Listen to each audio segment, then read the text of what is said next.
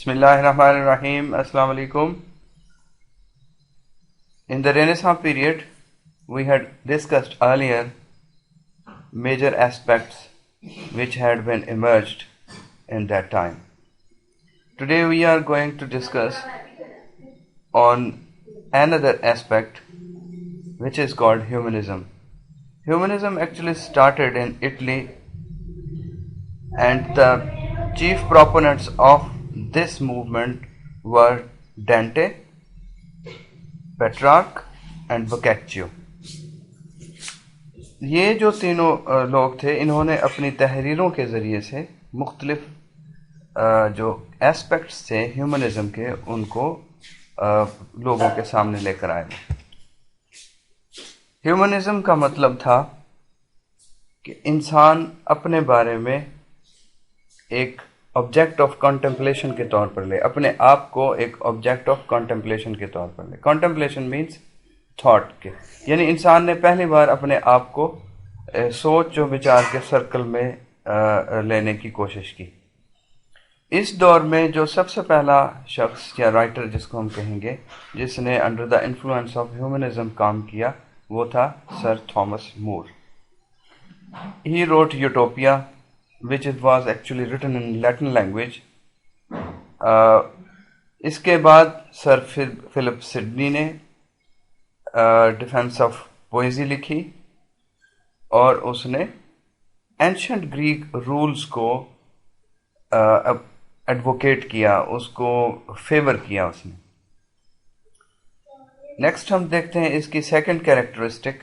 In the second characteristic we find that humanism put in the people of Renaissance people the urge to create something. لوگوں نے external universe کو discover کرنے کی بہت کوشش کی، جس کا میں نے کل بہت حوالے دیے، جس میں میں نے بتایا کہ واسکو ڈی گاما سرکم نیویگیٹڈ دا ارتھ، کوپرنیکس نے سولر سسٹم کو ڈسکور کیا. یہ ایکسٹرنل یونیورس تھی.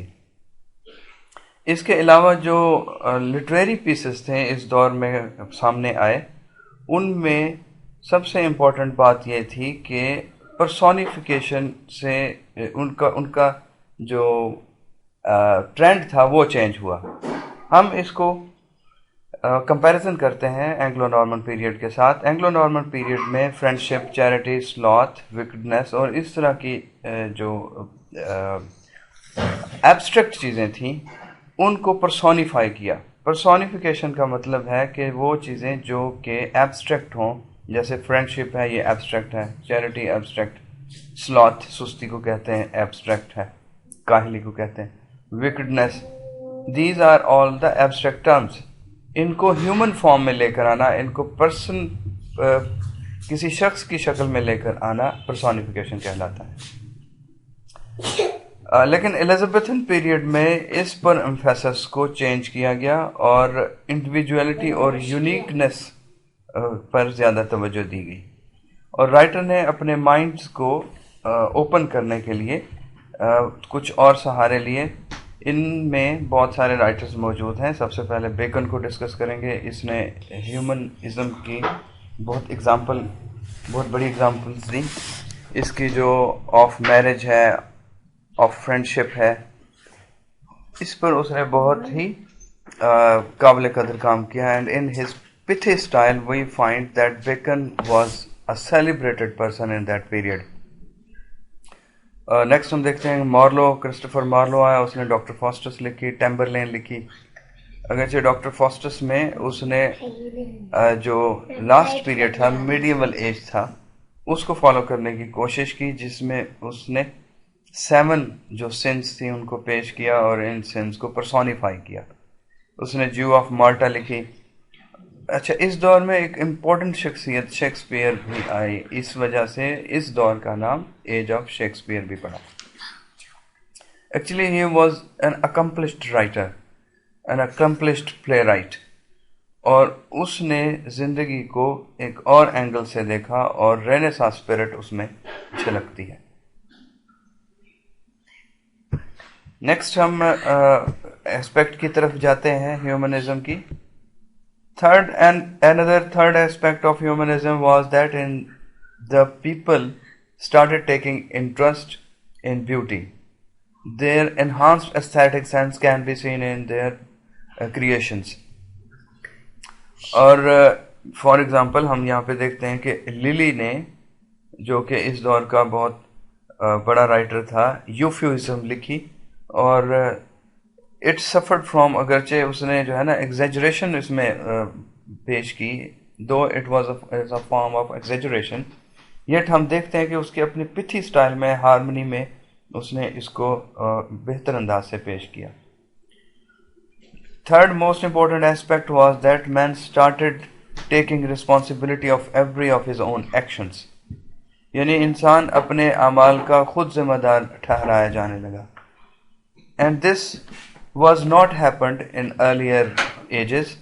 انسان جو ہے یہ سارا کچھ الزام لگا دیتا تھا نیچر پر, کہتا تھا یہ قدرت نے ہمارے ساتھ ایسا کیا. لیکن اس دور میں ایسا ہوا کہ انسان نے اپنے کاموں کی رسپانسبلٹی خود لی. جیسے کہ جولیس سیزر میں بروٹس کہتا ہے the fault dear Brutus is not in our stars but in ourselves that we are underlings. یعنی فالٹ جو ہے ڈیئر بروٹس ہمارے ستاروں میں نہیں بلکہ ہم میں ہے کیونکہ ہم انڈرلنگس ہیں. Instead of looking up to some higher authority جیسا کہ مڈل ایجز میں ہوتا تھا, رینیساں پیریڈ میں جو گائیڈنس کا اوریجن لیا جاتا تھا, سینٹر لیا جاتا تھا, وہ انسان جو ہے اس وقت ایکسٹرنل فورس سے لیتا تھا. اب وہ فرام ود ان یعنی اندر سے لینا شروع ہو گیا. یعنی اس کو انٹرنل موٹیویشن زیادہ ایسپیکٹ کرنے لگی, موٹیویٹ کرنے لگی, یا انٹرنل موٹیویشن کی طرف زیادہ اٹریکٹ ہوا. اس دور میں لیلی نے رومانس لکھی, یوفیوس جو میں نے پہلے بتا دیا ہے. اس کے علاوہ سڈنی نے آرکیڈیا لکھی, ایڈمنڈ اسپینسر نے فیری کوئین لکھی, اور اس نے ایک جینٹل مین کا جو ایٹیٹیوڈ ہے اس کے بارے میں اس نے ڈسکس کیا ہے as to how a gentleman should be. یہاں پہ ہم دیکھتے ہیں کہ ان مختلف ایسپیکٹس میں humanism was the most important movement at that time. یہ وہ دور تھا جو کہ اپنی بات, اپنی کام, اپنے نیو ٹرینڈس کو منوا رہا تھا. This was the period in which a lot of literary pieces have come to the fore, جس میں ڈراما ہے, پوئٹری ہے, پروز ہے. اس پر بہت کام ہوا. ڈراما میں شیکسپیئر کو ہم دیکھتے ہیں, ڈراما میں ہم دیکھتے ہیں کرسٹوفر مارلو کو.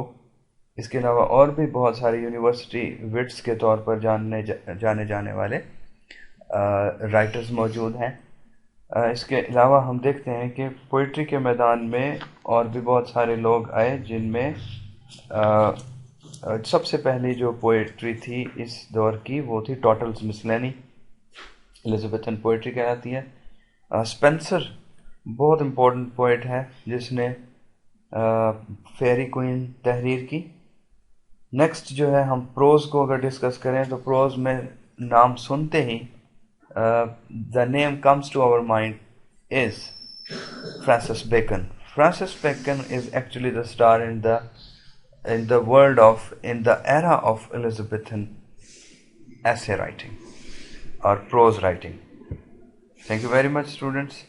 Allah Hafiz.